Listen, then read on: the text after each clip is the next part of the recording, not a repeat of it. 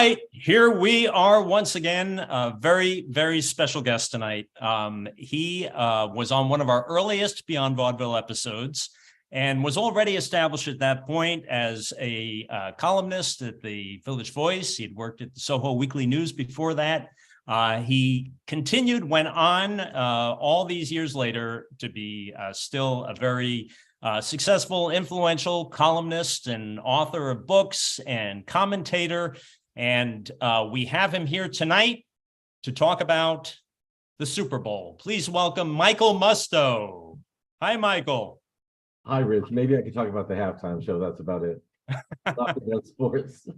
I'm guessing, yeah, you would want to talk about the Super Bowl about as much as I would. So, yeah, we'll pass on. I'm gay. I've been pretty open about the fact that I'm gay.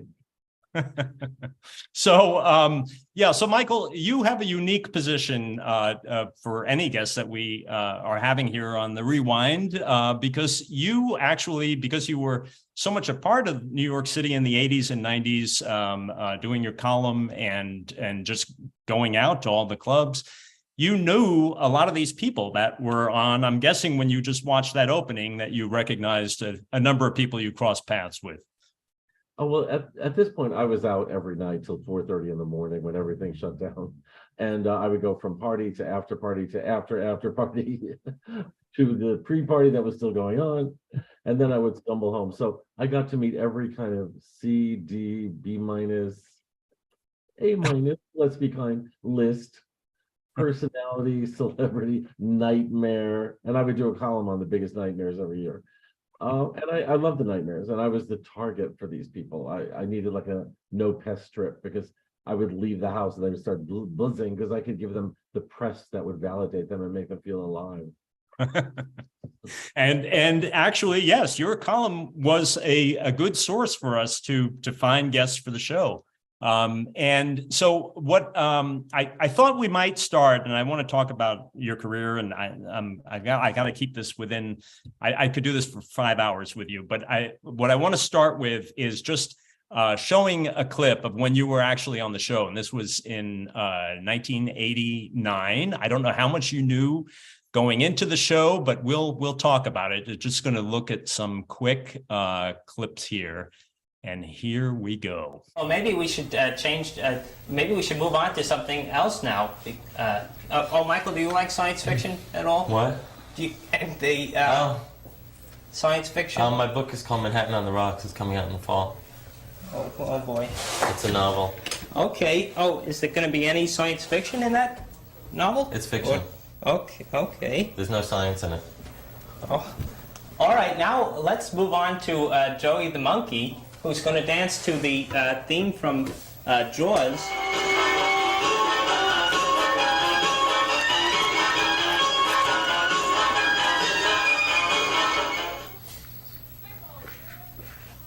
I don't know. I think maybe we should.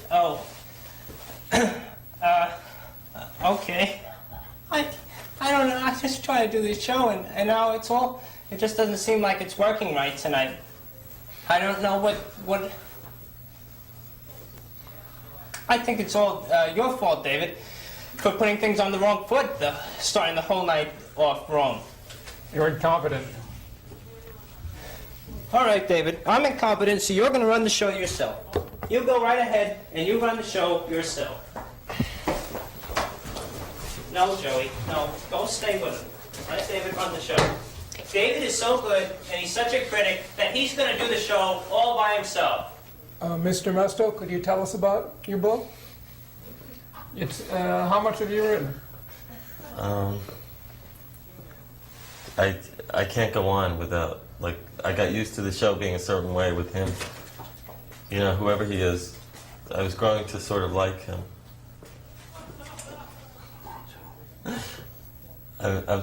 Maybe they have something more to say about Sammy Davis. Maybe they do. Sammy who? Sammy Davis. Never heard of him. Okay, well, didn't that work very well? Well, David, didn't that work just great? Boy, you really know how to run a show. Yeah, Frank doesn't know how to run a show, but I leave you here alone for 30 seconds, and you don't even know, you can't even start to talk to anybody. Yeah, well, why do I do this show? Yeah, why did you ask Michael the same exact question I asked him when I started the show Yeah, how much do earlier? you pay me to appear on each of these shows? Okay, How much do you pay me?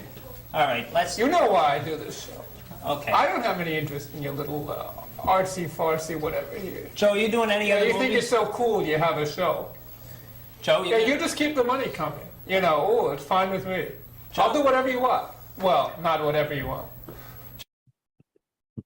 So you did the little raised eyebrows.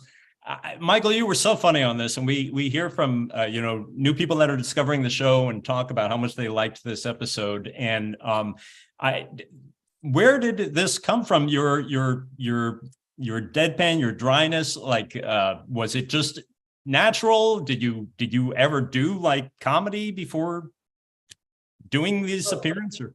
I was an only child, and growing up, I barely spoke except to do a raised eyebrow or like a finger snap or something. I was the original like RuPaul, I guess. And when I heard about the show, I knew it was a bunch of weirdos. And I went in there and I felt that this is like some Andy Kaufman-esque experiment to the max. I had to play along. I had to create my own character, my own oddball. And how obnoxious was I, like picking up my hair with an Afro pick or whatever I was doing and wearing my impenetrable shades, which in the 80s I wore 24 hours a day. I even slept with them on. So it wasn't always an act. That was very much me. And I had grown attached to you. When you walked away, I was bereft. I was actually scared to be left with those other three people. Believe it or not, you were like a stabilizing force in the room. Well, it was relatively early, as I said, in our run, and you were so funny on that it really was. I had to keep stifling my laughter, and I was looking down the line at you and David, and then there was Joe Flyshaker, the big Troma movie actor, and then the other guy, Leslie Holcomb, at the end, and I ended up leaving the set because I just was ready to just start bursting out in laughter because you were really so funny. And I did win the guest actor on a variety show Emmy for this, and it launched my career. I know this was the highlight of your career, Michael. Yes.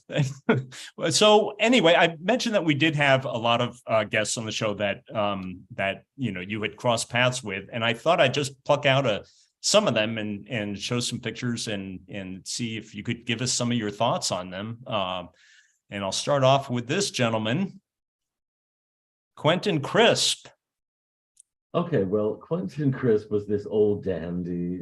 John Hurt had played him on TV. He was a legend. He lived in some messy apartment in the East Village. Everyone thought he was broke. After he died, it turned out he had millions, which I love.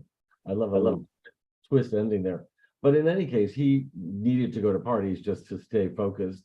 And he would come to all my parties at Limelight, even though I trashed him regularly in my column, because though he was adorable and very witty, first of all, when he would say something witty, you would then read one of his books and realize this is his act. He's telling you his act. The man didn't have conversation. But besides that, his politics were very retro. He actually believed, if a woman could do sort of a sonogram on her, a pregnant woman could do a sonogram on her baby and find out it's going to be bad. Let me start again. See, I used to be so much better in the 80s. If a pregnant woman could learn the sexuality of her upcoming baby and find out it's going to be gay, she should abort it. Wow. That's where he came from. Wow. He was coming from the school of, it's so awful to be gay. You're so oppressed. And there was a lot of rising homophobia again in the 80s because of AIDS. Right. And it's always homophobia. But still, we were running around the clubs and being very gay and not being oppressed within that world. So I would always battle him on those politics. And interesting. He would kind of move his ascot a little bit, whatever. He'd show up at my parties. Michael, did you say at the beginning of that he actually had died with some money, some wealth? That's what I heard, that when they found, when they went rummaging through his archives, they found he had assets. He was not It's poor. so bizarre. He was poor. because he was in the phone book, and it was legendary. If somebody wanted to just meet him and take him out for dinner, like he was game. You would just call him and he would go out. I mean, he was very game. He was a lonely old man like I am now. And he liked the invitation. He was flattered, and I know the feeling. And he was delightful at parties. And he would write these lovely, columns about going to my parties, about all of his exploits. But Wow. unfortunately, they pepper it with his politics. Yeah, that's interesting. I didn't know that about him. Okay, let's go to another one. This was an interesting character. So he came out of the clubs, Queer Donna. Yes, I would write about Queer Donna a lot because I just love the novelty of this plus-size person, way before Lizzo, rolling around the stage and singing Material Girl. She was a Madonna impersonator. And thanks to me writing her up, she got on various talk shows. But she was a little disturbed, and I heard that she was kind of not the most pleasant at times under pressure. But I had a soft spot always for Queer Donna. I was like, I love the idea of New York as a not ready for prime time kind of capital, a carnival show, where in the nightclubs anything went. Great. And let's go to another one. This was, a couple of people in this shot, but specifically Margarita Prakatan, the woman in red. Yes, and I also see Chauncey Howell. She has her arms around Chauncey Howell. He was the weatherman on Live at 5. He was lighting the loafers and really lots of fun. He came to one of my dinner parties. Margarita Prakatan was this wonderful woman who would play on this rinky-dink keyboard and sing along. She would sing current pop hits, whether it be Madonna or Sting or any crazy song. And she was sort of the new Charo. She was the new coochie girl. She was hilarious. And she actually became big in England on a major TV show. She became a regular and became a big star in England, which I love. But I caught up with her when she came back to the States, and she invited me to her house. She made paella, and she was a wonderful cook. The thing about Margarita, though, is she really had a gift of gab. So it'd be like 2 a.m. You're trying to get out of her house after eating paella for 8 hours. And she always had one more story as you got your coat on and you're in the doorway. And I do miss the woman. That was a very common thread with a lot of our guests. If you were calling to book them, they would tend to be very long conversations. I was very happy somebody was calling that was not a debtor. Right. Or a lawyer.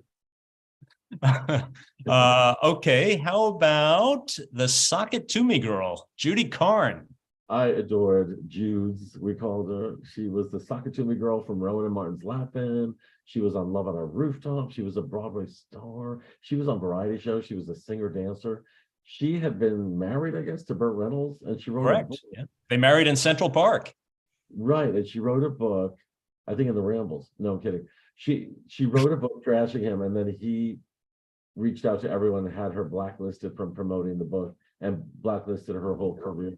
And that really hurt her. She turned to drugs a lot. She had a problem with drugs.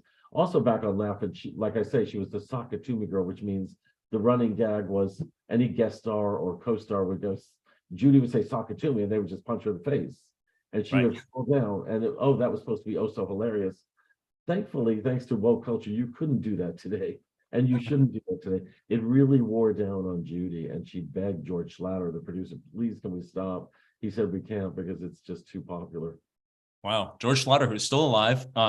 Yeah, she was very jumpy when we had her on the show. And she had claimed that her, cocaine days were all behind her, but I don't know. In your experience, was she pretty hyper in the clubs? And she was. I really sensed that she was still on drugs, and she was so sweet to host a party for one of my books in a nightclub on Long Island, and she answered questions, and I could tell she was struggling. She still had that addiction, but she was such a dear person. You just wanted to hug her. And the New York nightlife was the perfect place because we welcome people like that. Oh, here's Judy Carn. Like, we grew up with you. We love you. It was pure love. And Michael, I think one of the reasons you're here to tell these tales, even though you were in all these clubs, you never did drugs yourself. One time with ecstasy. Was that it? Yeah, assorted, like isolated times. One time I did ecstasy. I ended up hugging this guy. We dated for 6 months, and it was the worst 6 months of my life. So I was like, never again. And I'm also cheap. I don't want to pay for drugs. And I'm also a control freak, and realized that as a reporter, I have to remember what I'm covering. Even when I quote drank, until the mid 90s when I stopped, they would hand me stacks of drink tickets when I entered a nightclub. I would only use 2 of them and give the rest out to cute guys. But basically, the nightclub drinks at that point were so watered down, you'd only get a very mild buzz, and it helped socially lubricate me. But then I started having grand mal seizures and could not drink anymore. Long story, you don't want to know. Okay, I'm here's still here because I'm still here because I'm sober. I'm 67 and I still go to nightclubs. This is Sucrete Gable. Sucrete Gable, yes. She became the it girl, the scandal girl of the moment, because she testified against her mother, Hortense Gable. It was some lawsuit involving Bess Meyerson. And everyone crucified poor Sucrete. The reality is she told the truth under oath. That's what you're supposed to do. We crucify people now if they don't tell the truth about their relatives. If Ivanka Trump is giving some evasive interview, we say, how dare you? So we embraced her.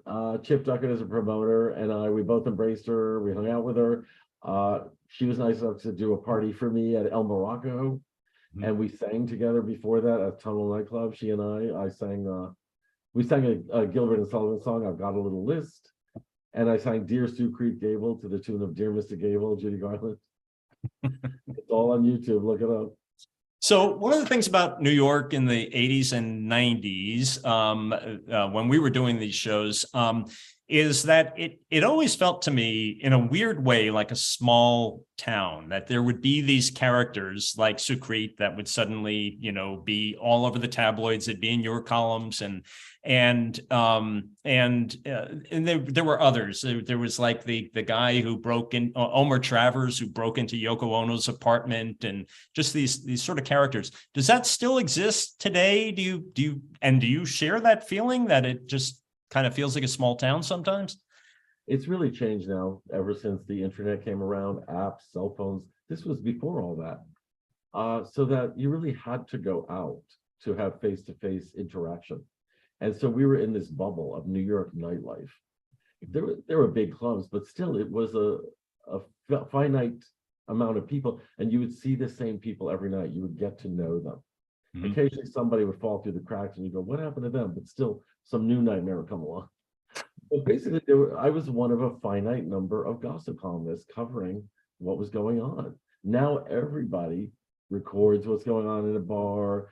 Everybody has an opinion, a blog, a Facebook page, and that's all great. I'm not complaining about that. I'm all for progress and accessibility with information. But I'm saying at this time, I felt like a proxy for millions of people by being the one to go out there in the trenches every night and experience this and meet everyone. I met everyone, my idols and my enemies, you name it. And did you meet this guy? Oh, Danny the Wonder Pony. Yes, yes, I did. He's a nice guy. He would ride around nightclubs with a harness and a saddle. And again, this wouldn't be allowed today. And you would tip him and he would take you for a ride. I don't know how his back was able to do this, because he would start on all fours with a woman on his back, on his saddle on his back, but then he'd eventually get up and just kind of be crouching, and it hurt my back just to watch him doing this. He never seemed bothered. That's what I liked about him. He never complained about anything, and he paved the way for a guy who was like a human carpet, who you could just walk all over. Remember that guy? Oh, right. Yes. And there was another guy, Eugene, the human carpet. There were dueling human carpets. Yeah. Yeah. I vacuumed one of them. How about this guy, Walt Paper? Yes, Walt Paper was one of the club kids. His name is Walt Cassidy. I knew that he was one of the better club kids. He really has something on the ball. He had great looks, but he also had a talent. He's a graphic artist. Designer, and he's done very well. He did a book about the club kids that was really beautifully done. Yeah, I looked him up recently and saw that, yes, he's having some success as an artist, and he also was very buff. Like, I wasn't expecting that from. Yeah, he almost became like a Chelsea queen or something. So So you mentioned the Club Kids, and so the Club Kids of the '90s. You famously had kind of broken the case about Michael Alec and the murder that was involved by planting a blind item in your column. Michael Alec, when he was kind of a champion of the Club Kids, right? And he had a night at Limelight that was very strange. They would do strange acts, right? What was that? Yeah, I mean, I did an item, and then I did the blind item in New York Magazine, did something, Page Six put it all together, made it the lead item. Michael Alec had a weekly thing at Limelight called Disco 2000, which at the time was future facing. And he would have the Unnatural Acts review on stage. And the most memorable was when Woody, the dancing amputee, danced on stage. His stump fell off. Again, you could not do this today, nor should you. And some drunken young lady came on stage and started mounting the stump. Wow. So you don't get that on prime time. Would any Woody didn't mind. This wasn't like, oh, poor Woody. He didn't mind. He was into it. And there was also Sebastian, the pee drinker. And basically he drank his own pee. So really, what was the problem? Yes, I believe one of the prime ministers of India did that as a health regimen. So, so would it get to a point where, like, would you ever be shocked by some of the things you'd see in the clubs, or would it just be like, oh, it's another night? I'd be delighted, because I was never really that shocked by anything, but I'm like, my readers are going to be shocked, and I can't wait to write about this. It's going to be good copy. There was a woman named Lady Hennessy Brown. She was this gorgeous black lady, sort of striptease act, and then she would squirt milk from her breasts like on cue. Huh. And I would hold out my Kahlua and make a White Russian for free. I don't even know how she did it to this day. Okay, how about? So now, speaking of, you never had Lady Hennessy Brown on your show, so you missed out on some of these people. No, in fact, we might have to reunite just to have her on the show. I'll gladly help you curate all the new talent. And so this was an unusual show for us, where somehow we ended up with 4 people kind of from the club scene. So this was Bear Jones, Ethel Eichelberger, I'm blanking. Taylor Mead, thank you, and Jack the Fire. Taylor Mead, one of the most famous guys sitting there, probably, and I blanked on his name. So any thoughts on any of these guys? I mean, it looks like the Village People in a nursing home or something. I don't know. Are you sure that's Ethel Eichelberger? That was Ethel, just months before Ethel had taken his life. Ethel sadly had AIDS and was failing. We didn't know that at the time that we recorded this, but and he was a very nice guy. Bear Jones was a party promoter, very bland. He promoted himself as a virgin. He was like the original 40-year-old virgin. And then he actually started dating Sue Creek Cable. I don't know if he stayed a virgin through that or not. But he was nice. I liked him. Ethel was a genius performing artist who sadly took his life because he had AIDS. And this was at a time when AIDS was extremely unmanageable. Taylor Mead was a psychopath. Every time he saw me, he would start screaming epithets at me and wrote nasty letters about me to the Village Voice. And I'm like, I've never even met you. I don't even know who you are. I'm sure you're a wonderful footnote to the butthole of Andy Warhol. And the 4th guy, I really don't know. So I'm glad I missed this episode. Yeah, Jack the Fire would I guess he would light himself on fire in clubs, and he would stand on his head and do a split and then light his legs on fire, and yeah, I like that kind of stuff. Let's see, who else do we have here? We have okay, one more picture. This guy, the legendary Joe Franklin. Yeah. Any memory of Joe, the talk show host for decades in New York? Yes, he had that show on Channel 9, and I was actually on it as a guest. I met one of my backup singers on that show, Bobby Reed. In the early 80s, I had a Motown band, Michael Musto and the Must. Which I'm going to show a clip of if we can get to it. So yes. Okay, great. But I don't even think I was promoting anything. But Joe was sort of the original Beyond Vaudeville. Like, he really would highlight the oddball, or anyone looking for a spotlight, whether you're a has-been, an up-and-coming, or a never will be. And then he had a magazine, Joe Franklin's Nostalgia, and I wrote for that, and he owed me money, but they eventually paid up. He also had a restaurant in Times Square, remember? Yes, that's right. That went floppo. But he was Short-lived. charming. It was always nice to run into him. So now you also did you appeared on some other shows which actually weren't public access, but they called it least access.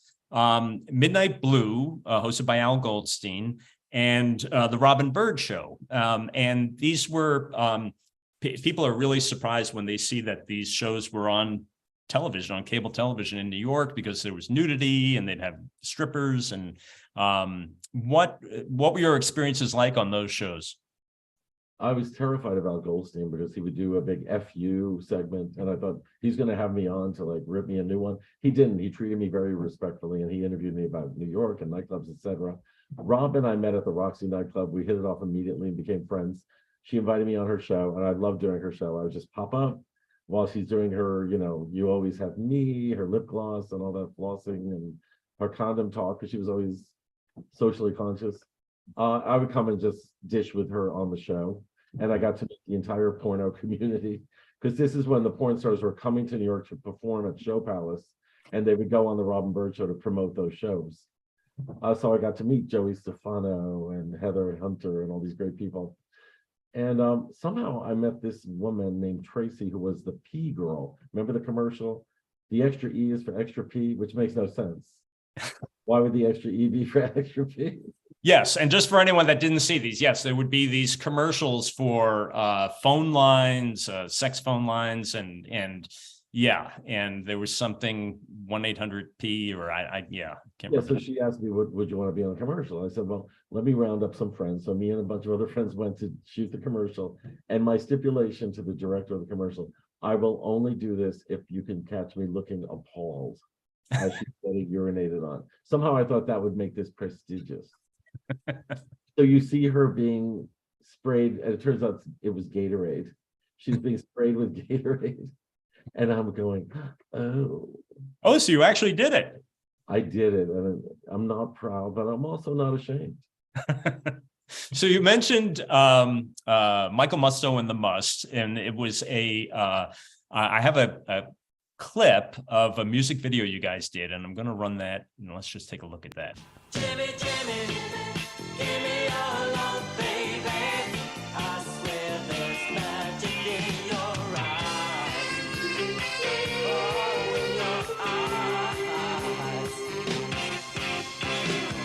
She won't even talk about it. She says these days there's no devotion.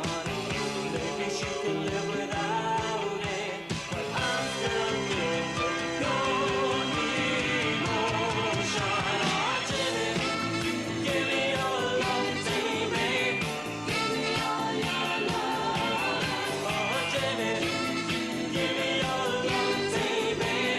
Give me all your love. Oh, Jimmy, oh, Jimmy, give me all your love. Wow, what were you, like 15 there? No, I was already really old. But so- it was written and produced by Sydney, Cydney Bullins, a trans singer-songwriter who was on the Grease soundtrack and had sung with Elton John. And somehow we all hooked up. Wait, and also was one of the Sexolettes, right? No, I don't think so. Oh, okay. I really don't think so. All right. But you could be right. But in any case, it was so great of Sydney to produce it for us in the studio, and we got this married couple to do the video. They wanted me to rent a pig for $300 and hold the pig, and I was like, A, it's animal abuse. B, I'm cheap. I don't want to spend $300. C, I don't want to be holding some gross pig, like doing stuff all over myself. And they were actually mad at me. To this day, they're mad. I would not go for the pig rental. You saw the video. Where would that have fit in? In the beauty? I'm not sure because there are a lot of scenes. Yeah, because the full video, it actually was pretty ambitious. There were a lot of different scenes, and you're kind of in the streets of New York, and yeah. So And my backup thing is that you see there were other journalists. Brant Newborn was with After Dark. Mary Kay Schilling, she's still a friend of mine. She was with Us Magazine, New York Magazine, Entertainment Weekly. So I brought together journalists who always wanted a taste of the spotlight, and we had a great time together. now you actually, so the band, you guys were doing a live gig, and you had as an opening act someone who went on to some fame in the music world, correct? Well, we were equally billed on the invitation. We went on first, but I wouldn't say we opened for her. We were equal. She wasn't really that known yet. Her name was something called Madonna. And I'd say this was pre-Madonna, and she was a pre-Madonna. But in any case, I've told this story so many times. We never got to sound check because she was such a perfectionist with the microphone. Her manager didn't want us greeting our friends in the dressing room because Madonna was getting ready. And I was always like, what? I mean, she later made the world her gynecologist. She's not exactly shy. But I gave her all the props when she made it, and I wrote cover stories of magazines saying thank you for what you've done for the queer community. And she really mastered the new art form of the music video in the 80s. It was all about MTV. Remember the 80s? So I'm looking. If you remember the 80s, you were not there. So I'm looking, Michael, at some of the comments just to see if there are any questions for you. Let's see. Sean Riggle, I need to know about Party Monster, the movie. Were you happy? Were you happy with that movie, Michael? I have to admit, I've never watched it in its entirety. I was happy that they did include my item in a scene. I should have been a character, obviously, but whatever. I'm friends with World of Wonder, who produced it and produced Drag Race.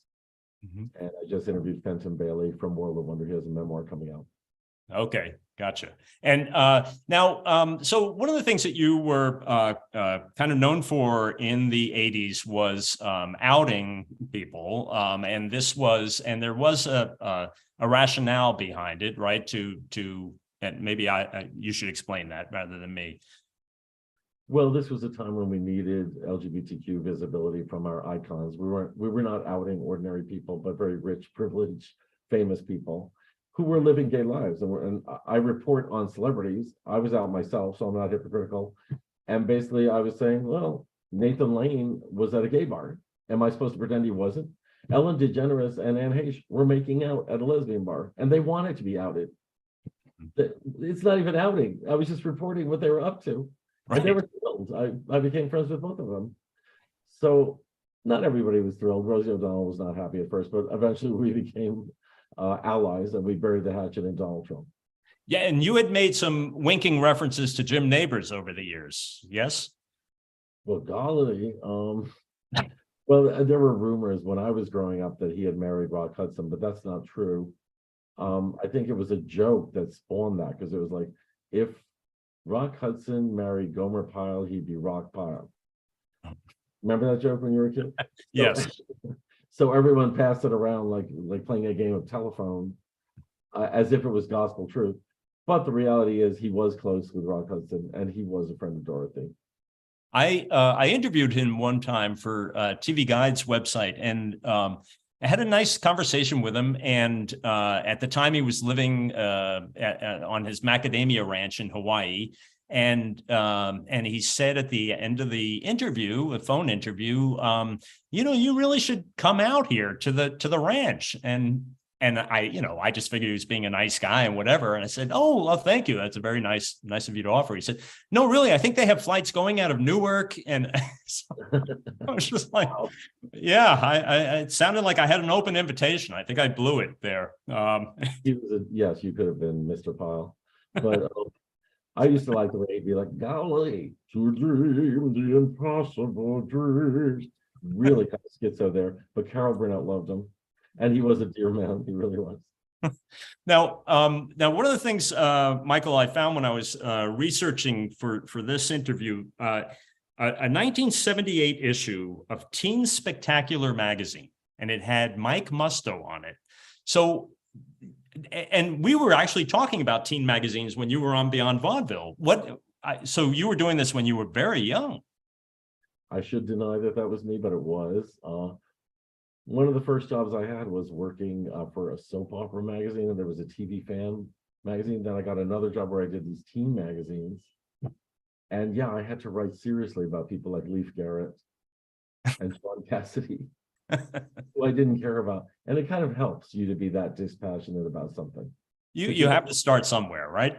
Yeah, it's just copy, you know, it's like you're writing to basically morons out there who think these are important people. But I had to remember back to my own pubescence when I was madly in love with Bobby Sherman. And a teen idol is very important to somebody. Like you truly adore them. And that was I presume that was unrequited love with Bobby Sherman. Well, he was busy with Sal Mineo at the time. Yeah. Okay.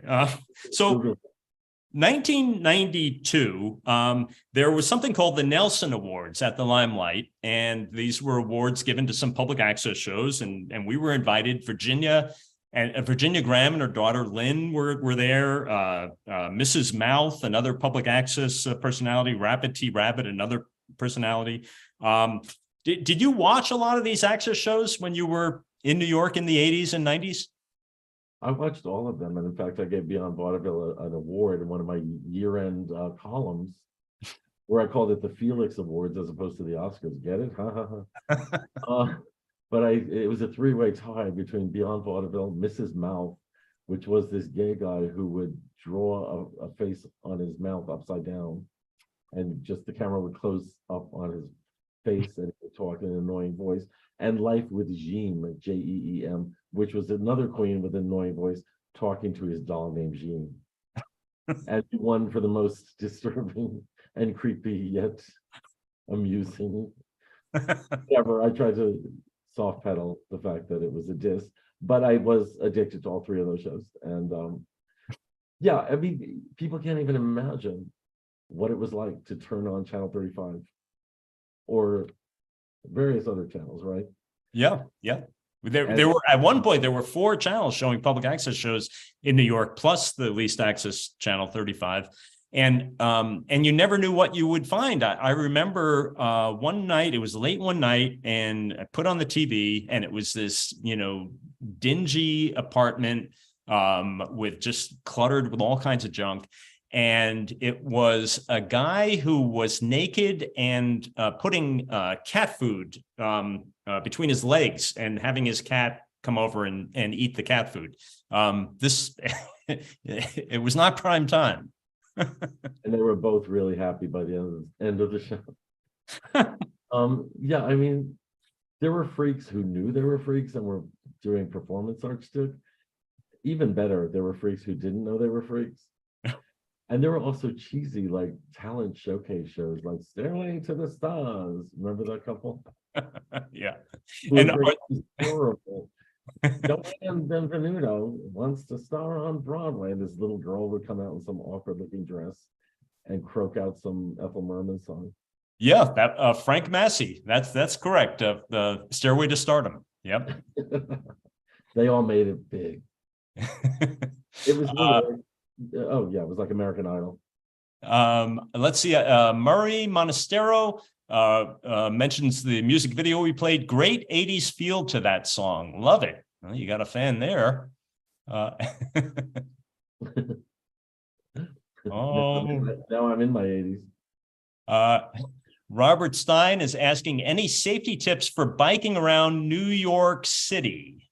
Oh, yeah, don't do anything a car wouldn't do or shouldn't do. Don't speed, don't go through a red light, don't ride against traffic, don't ride on the sidewalk. And the main thing that you get in trouble with as a biker is other bike riders. So even if you're on a bike lane, go in a straight line, because if you just go 1 inch to the other way, someone's going to cut you off and they don't care.